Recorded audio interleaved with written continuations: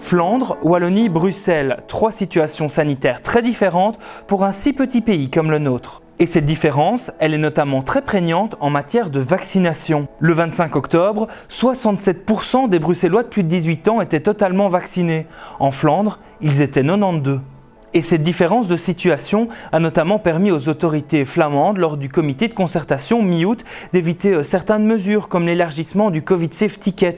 Mais cette différence de situation se traduit-elle aussi par une situation hospitalière différente dans le nord du pays ?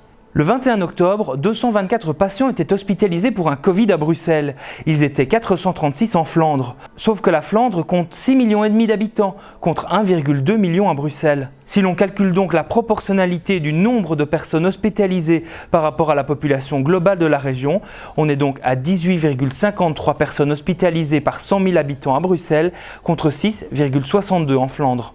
Proportionnellement, il y a donc moins d'hospitalisations en Flandre qu'à Bruxelles en date du 21 octobre. Alors, quelle est la situation aujourd'hui dans les hôpitaux flamands ? Direction l'hôpital universitaire de Gand, l'UZ Gent, lui aussi contacté le 21 octobre. Pour l'instant, on a donc 8 patients Covid, dont 6 qui sont gravement malades. Le problème maintenant, c'est que c'est pas seulement ces 8 patients qui sont admis en unité de soins intensifs, mais qu'on a en même temps aussi un manque de personnel.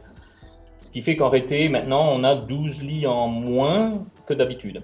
C'est clair que maintenant, la situation ici est moins dramatique, question Covid, qu'elle l'a été à la première, deuxième ou troisième vague. Donc, encore une fois, c'est surtout le manque de personnel pour l'instant.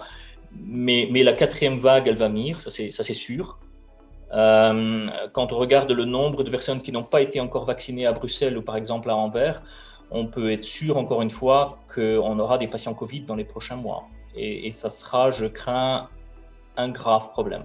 Mais est-ce que la vaccination permet d'expliquer à elle seule cette différence entre hôpitaux flamands et hôpitaux bruxellois ? Écoutez ces experts. Je pense que c'est le facteur principal en effet, parce que la vaccination protège bien contre les formes graves de la maladie et qu'on s'attend donc effectivement à un découplage entre la courbe des contaminations et la courbe des hospitalisations. Ce qu'en tout cas on observe en dehors de notre petite Belgique, partout au monde, c'est que la circulation du virus et surtout les hospitalisations et le risque de débordement des soins de santé est directement corrélé au taux de vaccination des populations.